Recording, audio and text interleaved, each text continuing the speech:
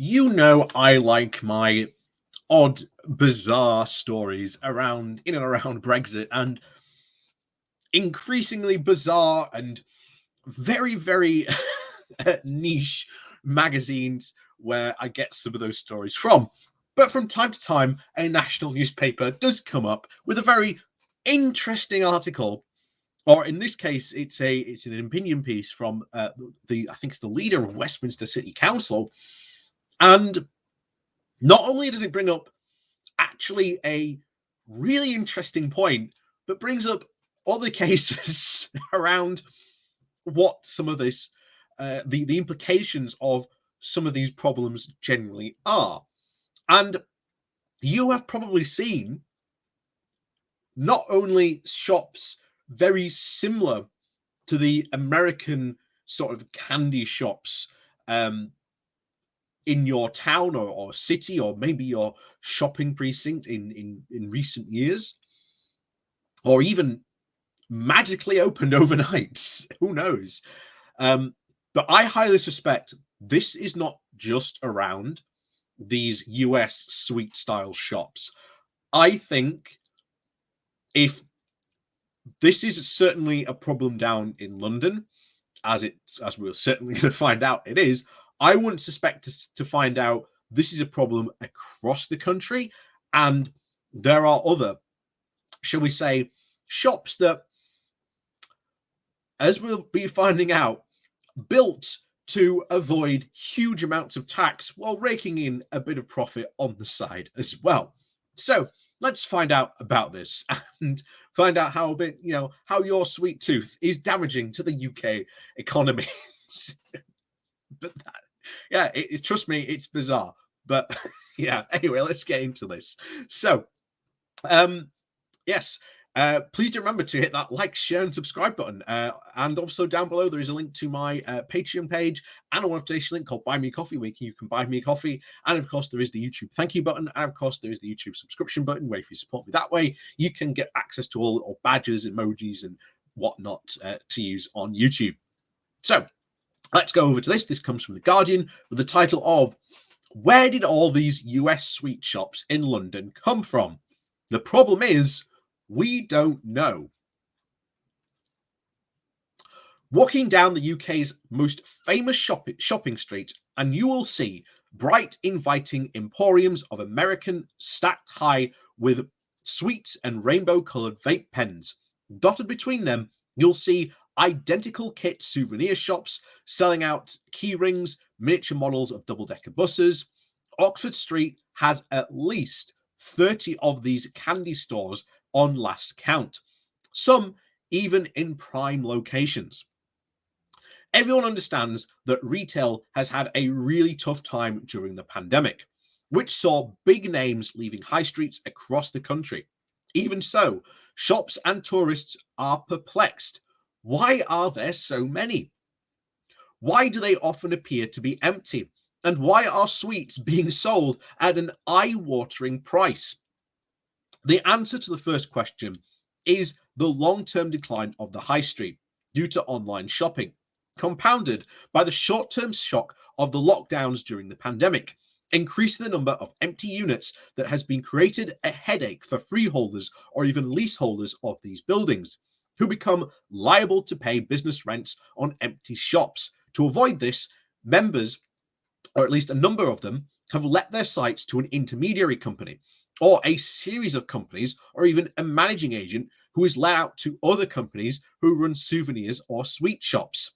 And if some of you recognize that system, it's because we've talked about it before on this channel when we talk about one of the big problems in at least private renting at the moment, of people renting, is very often you will find yourself, if you rent a property, you may not be renting it from the person who actually owns your flat. You may be owning it through a company who may be renting out to another company, and then finally you get to the owner. And it doesn't surprise me that not only is this a problem in commercial, in this case sort of commercial venture shop renting, but it's also a problem in the private industry rent sector for homes as well. So it doesn't surprise me at all that that has leaked and jump frogged into this as well. So anyway, back to it. So anyone moving into an empty shop becomes liable for business rates instead of the freeholder or the leaseholder. The problem is establishing who the occupier actually is. And when the council officer visits these US candy shops, they are frequently met by staff who claim not to know who the owner is and point to a shell company license certificate on the wall. And then the council has a job of trying to unpack the trail of false occupation names or shell companies that dissolve before we can even take action on the business rates owed. And when we do find the occupier, we encounter shell operations where assets may have already disappeared. While some of these stores are legitimate, others are under investigation by the Westminster City Council for tax evasion and selling counterfeit goods. We are currently investigating unpaid business rates of over £7.9 million. That's a lot of tax money from over 30 shops. This is taxpayers' money, yours, being siphoned off. Westminster is the largest collector of business rates in the country, over £2.4 billion per year, and with the vast majority of that money redistributed across the country to other local authorities. Therefore, this lost income affects all UK taxpayers, not just those in Westminster. The ordinary customer also gets ripped off too. Unpriced goods ring up a very hefty charge at the till. Children can find themselves forking out £13 for a bag of pick and mix. Some of these shops are also aspects for suspected fake and unsafe goods. In the last 6 months, Westminster City Council officers have recovered around £575,000 worth of these items from candy and souvenir shops on Oxford Street.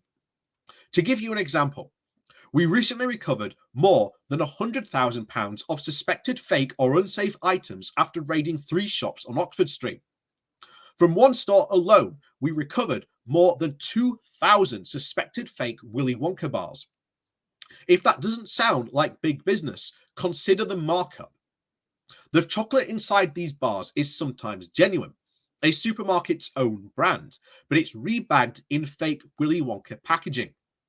The original cost of the chocolate is around 40 pence, and the fake bar is sold at £9 to £10. In other cases, as the Food Standard Agency warns, the chocolate may be hazardous. The haul is also suspected to include over 3,000 vapes carrying excessive levels of nicotine, around over 1,400 fake designer label phone covers, 78 fake designer hoodies, and a number of bogus Apple AirPods. The list goes on. Our trading standards officers make life difficult for those rogue traders with their enforcement activity, but they can't tackle the problem alone. We are pressuring the landowners of these buildings, whether these stores operate to reflect on their short-term ploy of deflect the business rates for the long-term future of Oxford Street. We know that many landowners who want to work with us. However, so far, there are some who are in denial about this problem or just seem to be obfuscating the fate of the reasonable requests from the council. And that's not surprising because, as we've said before, just a moment ago, this scheme is very, very in style with the renting community, with the private homes of people renting out their homes. As we said, you get, you might have like 3 or 4 landlord companies to go through before you actually finally get to the owner of that particular property. That's how it works. And a lot of these landlords do not seem to see the problem that, yes, it is a problem in that industry. And now it's coming over to these commercial properties as well. But of course, this also has other complications in that these are sometimes shell companies, or in this case, as you've seen, selling fake or illegal, unsafe goods. So as you can see, this is quite a problem. So anyway, one significant measure the council is trying to take to stop these inexorable rise of the candy store is offering discounts to startup businesses who will take up the void spaces on. The West End pop-up scheme helps landlords secure a reduction of 70% in business rates where startup businesses are allowed to use an empty shop. That's a good idea. I'm for that. Since May of 2001, we have supported 38 up-and-coming brands, ranging from a company turning old kimonos into lampshades and a lingerie business to a company that produces recycled clothing. We are working with the central government and enforcement partners to take action, but we also need new measures in the forthcoming economic crime bill, which is one where you see a lot of those Russia bills as well. Like a change in Companies House legislation to make it easier to navigate this labyrinth of the world of the shell company structures. Government agencies need the power and resources to investigate and, if necessary, take action. When similar firms are repeatedly created and closed by the same people, the end result must be to ensure that taxpayers' money isn't wasted, and that means understanding who is responsible and in order to hold them to account. It is difficult to avoid the conclusion that many of these shops may simply be vehicles for tax evasion rackets exploiting UK laws. I know other UK cities are being similarly affected, as we said it before, and it feels like the moment to take collective action. Ultimately, if we consumers want to go into US sweet shops and buy expensive goods, I can't stop them. But what I will do is to try and strive to stop customers and taxpayers getting conned. Which is, again, fair enough. I'm all for that. Certainly the economic crime bill, which we've heard a lot of talk about, is coming up to a vote very soon, possibly before the end of this recess, might be the next one. But you can see where these problems, come up. And of course, as we said at the beginning, most of those landlords who rent to like a secondary party, they just assume, well, that's fine because I've got like a flat or a house. I know I've letting another company use that to rent off them, and of course, like you say, it creates this bizarre human centipede of a chain trying to find out who actually the landlord is. So it's not surprising that this is happening in, of course, the UK, and of course, many of these places may be legitimate. But it does seem to the case that, like, certainly put forward here, that most of them are very, very large tax avoidance schemes. So be careful, not only just, of course, down on Oxford Street, but probably elsewhere in the UK where you see these shops pop up, because it could be very likely that maybe they aren't all they appear to be on the surface. So, as always, thank you very much to watching, and of course, please do hit that like, share, and subscribe button. And of course, down below there is a link to my Patreon page where you can buy a one-off. You can buy me a coffee with the one-off donation link. You know the rest by now. Anyway, as always, thank you very much for watching, and we'll see you all next.